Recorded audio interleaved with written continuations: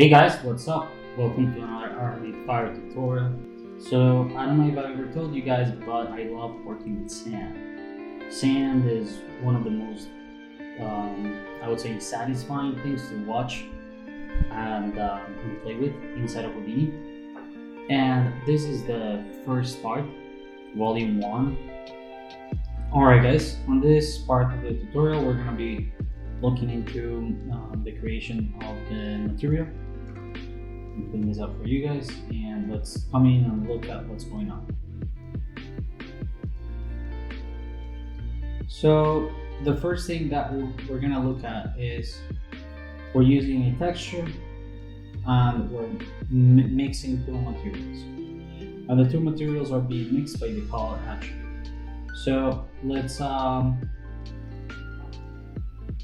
do an RS material, and let's do a Redshift material. This Redshift material is equivalent to this, and this RS material is this one. Thing is that the difference between this one and this one is that if you hit this button here, you'll get all of the parameters. And I have two of them, two RS materials, and we're blending between them too. So I'm going to delete this RS material, and I am basically just going to connect this material here so that we can visualize, call this visualize, what this material is actually doing. Come into our object, let's enable a skull and turn off the tessellation so that I have that enabled. And we're going to create another material, and we're going to call this one this, or visualization, which is the one that I just created. We're going to come into our object and we're going to create the lights. So the first thing that you want to do is create an RS light. In our RS light, we are going to come here to our, not RS light, RS dome. We're going to create a dome. In our dome, we're going to select a texture. Okay. In my setup, the texture that I selected is Parking Lots Volume 1 from my RMA Fire packs. So this RS dome I selected, and I created two lights. If we pull out, you will see that all I did is RS light, and this light, we want to make sure that our light, the little line is pointing towards the object that we want to affect. And on our lights, I played with the intensity and the color. You will see here that the intensity is 22 and the color is that. On the null, you will see that I created a $F here so that the lights are animated over time. So if we turn off the skull, you'll notice that the lights are basically just moving over time. And that is because they are connected to the null. So whatever we do to this null, if you type in null and you select your light, you connect parent it to your light, you can basically control the light by this null. Okay, so there we go. That is basically everything that I'm doing in terms of the setup of the lights.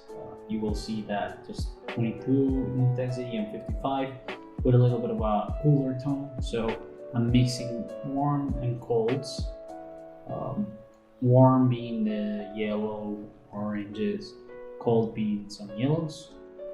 And then I created a few cameras. In the first camera, we're going to be looking into the camera 1, and let's place the skull in a place where it is in focus. So you want to select your camera, and you want to make sure that the Redshift tag is enabled. If you do not see this, you can click here and you can go to shelves and enable the Redshift shelf. So you select this, you click Redshift shelf, and you select cam, and it's going to give you the Redshift parameters. And here you can enable the depth of field. Depth of field is controlled by hitting Z on the viewport or middle mouse and selecting Z right here on the focus handle, and this is your focus handle. Whatever is within this parameter is going to be in focus. So let's come into their camera. let's go onto our out context and make sure we're gonna create a render node. So let's hit Redshift, render, and for now, we're just gonna use this one. Let's delete everything else. And this is gonna be example. On our render node, we're not gonna change anything. We're just gonna hit render view.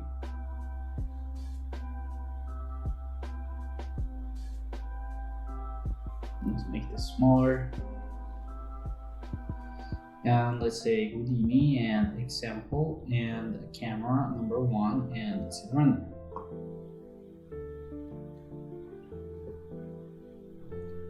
Okay, so what are we seeing here? We're seeing the material, the first material. Okay, and what's happening on this first material? Let's stop this and let's talk about it. I'm gonna build it from scratch. We're gonna drop down a Redshift material, RS material. We're gonna connect it here, and we have a material from scratch. We're gonna come into our object and select this, and we're gonna do we're gonna come here.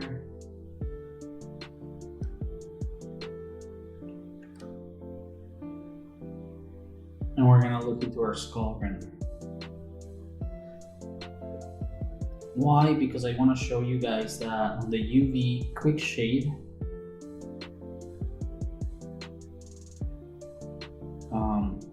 we are visualizing a texture that I apply to it. And this texture is this one right here.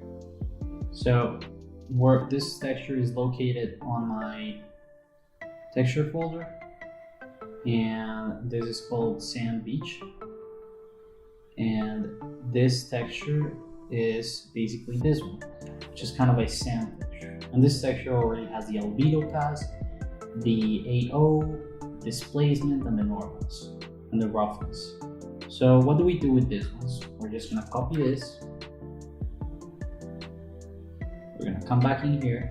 We're gonna go into our visualization material, and we're gonna open this up. We're gonna type RS texture, and we're gonna paste it here. Albedo is equivalent to diffuse, so it will go on the diffuse. Then we want to select the roughness pass. So your roughness pass goes on the reflection roughness. Then we're gonna select the AO pass, and this goes onto the overall color. And then we're gonna use the displacement pass, and we're gonna do an RS bump. Height scale 0.01 because I don't like when the bump is too intense. And you're gonna connect it here to the bump. Let's go back to our camera 1 and let's see what our visualization looks like.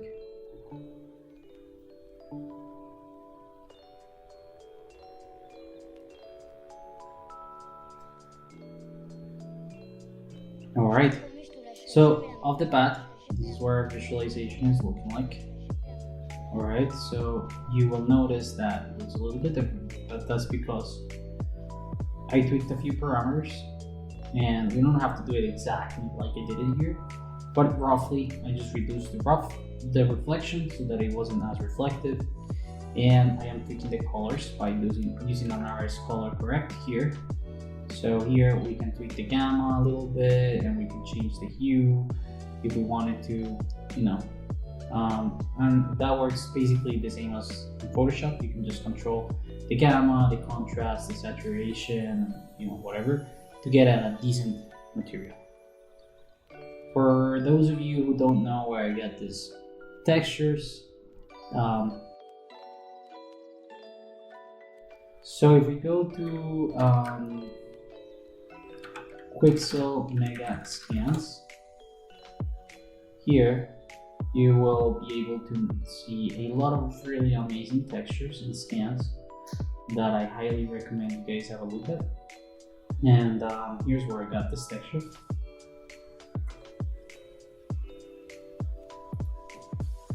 I downloaded it from there, and it comes with all those patterns. Now let's delete. I'm gonna delete this because we've already got it here. And I'm gonna show you guys what the second material is doing. So let's duplicate it, let's place it here, and first let's disconnect this bump. So let's visualize what this material is doing, and you'll see it's a platinum material. To get a platinum material, all you need to do is select your material, click here, and go down and select platinum. And you'll see that you will get this.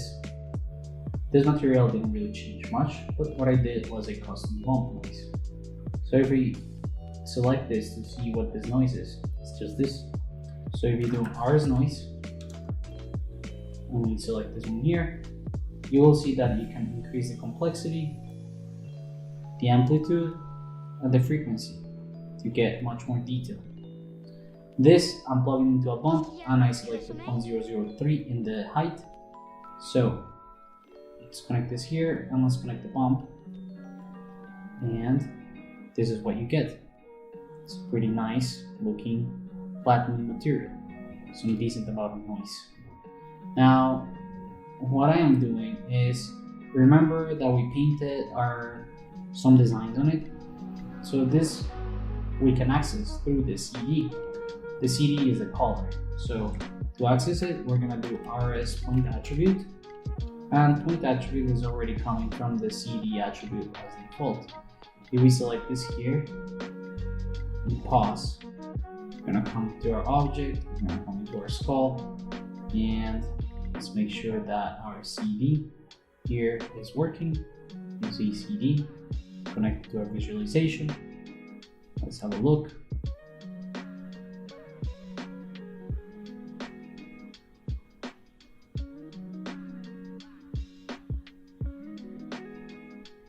And there we go. Those are the designs that I painted on it. So what this is gonna do is split up our material based on this map or on these colors that we have. So the colors being white are gonna be the platinum material, and the other ones are gonna be the sand material. So if we connect the sand material to the base color, the layer color is gonna be a platinum, and the blend color is gonna be this attribute color. So let's connect this here. That means that it's working, and it looks weird because we have to just refresh.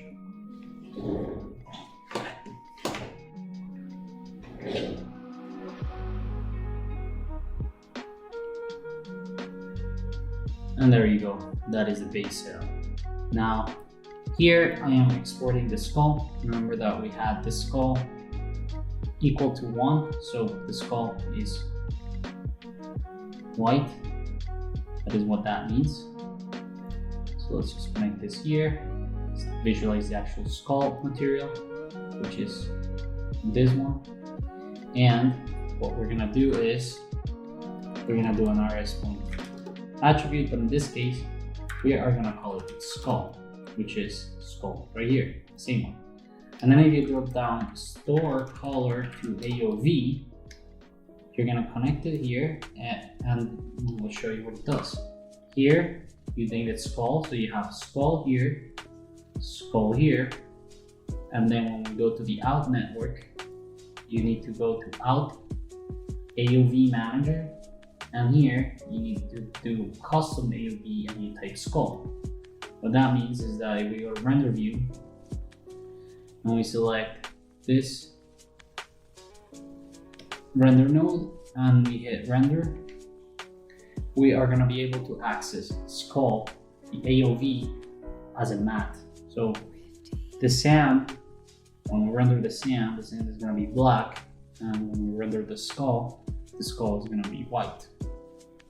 So right here, we're looking at the beauty pass. If we type here and we go to skull, it's going to be white, and that's what we want. Additionally, I selected a few other passes. In my case, I wanted to have the shadows, the reflection, the Z-depth, and the skull pass, the custom one. So let's stop this. Let's come back to the material, and let's visualize the other two things that I have in here. So on my displacement, I have a displacement of 0.01 using the UV tangents. And the texture is the same one right here, displacement. Okay. And the RS noise, this is the same RS noise that we have here, but I tweaked it a little bit and changed it around and added this to a bump to affect both materials. And that is how I created the texture for the skull. So in this case, the skull is ready. Now let's look into what we need to do for the sand.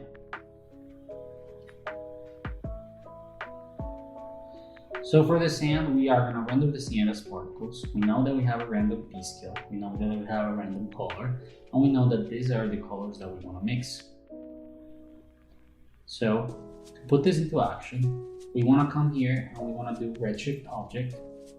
You don't see that, you can select it and say, just click object here on the Redshift tab.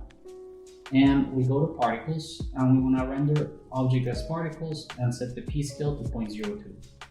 Then on the render, you want to put the material here. So if we come to the material, you'll notice that the material is very simple. I created a material and I've set it to gold here.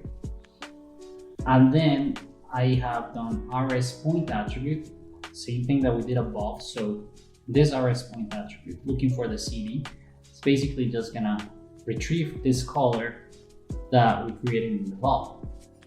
And then I'm using the color correction to shift the hues a little bit. I'm connecting this to the diffuse and the reflectivity.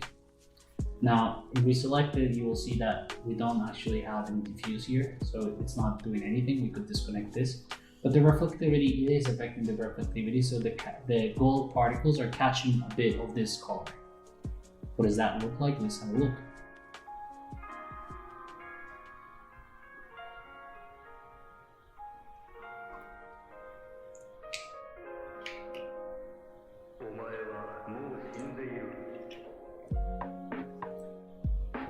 Alright guys, so this is the default look that I'm getting off the bat with these parameters.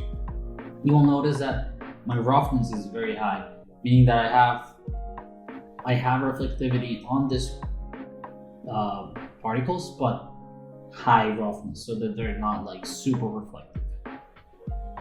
And then the last thing that you guys are gonna want to consider is making sure that on the sampling, the velocity blur is turned on. You want to do that for both, also on your skull. Make sure that your velocity blur is turned on so that you get like nice motion blur. And if you click here, you will be able to tweak a few extra things from the camera. So on my color management, you can look into, actually on the lot, if you select this here, you can pick whichever lot you want to use. So it changes the color and the look of the actual final render. And if you make it here, increase 100%, that's 100% lot. Here is the original render without using any lot. I'm using just a little bit. Then on the color controls, I just increase the exposure just a tiny bit and a little bit more contrast. And the photographic exposure, turn that on and off, you will notice that I just move the black crush amount a little bit. But you can totally play with this and you will see that it's going to give you some very interesting results. Additionally to this, you want to have a look at on the cameras, like I showed you guys, making sure that you get your depth of field is set up. And right now, if you look, we have camera 1, I have a camera number 2, camera number 3, and camera number 4 and 5 are just different examples of angles that I thought would look nice. Okay. All of them, I think that I enabled the depth of field. Oh well, I guess I didn't. Some of them I did on my tests, but I guess in my final render I had it turned off. And on my viewport, I've set the resolution to 1920 by 1080. Now the last thing that I want to show you guys is a few of the render parameters that I used. If you select the node, you will see that I chose which camera I wanted to do. On the output, I changed this to $OS, $OS, $F.exr, which means that my render is going to have this name on a folder, and then it's going to be called this name, and then 1, 2, 3, 4, 5, and the frame number. I'm using OpenEXR, and on Redshift, I'm using a medium. I'm enabling the motion blur and I'm enabling the deformation blur. And like I showed you before, on my AOV manager, I'm exporting the shadow, reflection, seeded, and skull. I'm rendering the frame range, and then once you hit render, it's gonna render it all. Or you can do a merge. Select all of your nodes, come to the main and disable non-blockchain rendering. Select them all here and render, and it's gonna render all of them together overnight. That's it for the Houdini portion of this tutorial. I'm gonna come in here, turn this off for you guys, and I'm gonna save, and then you guys will have this project file just like it is right here. Now, if we go to the out, and I am gonna very briefly show you guys what I did in After Effects. Okay, because this is not really an After Effects tutorial, but if we come here into my render one, let me show you a few of the things that I did one thing at a time. So I imported my render. This is the raw render, the way that it looks. Then I added an adjustment layer with a little bit of levels to increase the contrast. Then I am using the skull matte. So if we enable this, you will see that this is the matte that we were doing there, and the black part would be the particles. So I'm turning this off, but I am doing illuminate of the adjustment layer. Basically what this does is that these levels here only affects the skull. So I'm tweaking the skull a little bit here, and then I'm adding a little bit of vapor. And the vapor that I'm adding, I'm doing it based on the depth of field. So on the Z depth. That means that the white areas do not have fog, but the black areas do have fog. So if we turn this off, you will notice that there's a little bit of fog moving, but I also masked it so that it wouldn't really affect the skull much. It's just affecting the little bit of fog in the environment. This right here, it is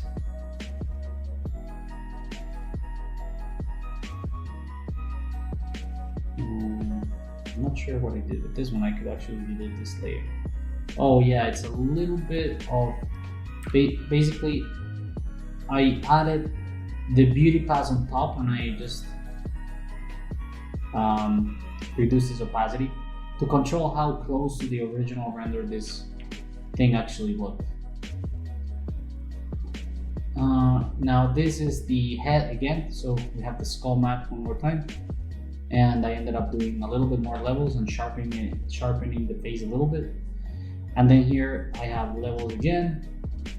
I have Gaussian blur to blur out the edges using a matte so that it doesn't affect the actual skull. And I have color correction, just a little bit of color correction, a little bit of darkening of the edges, and a little bit of noise.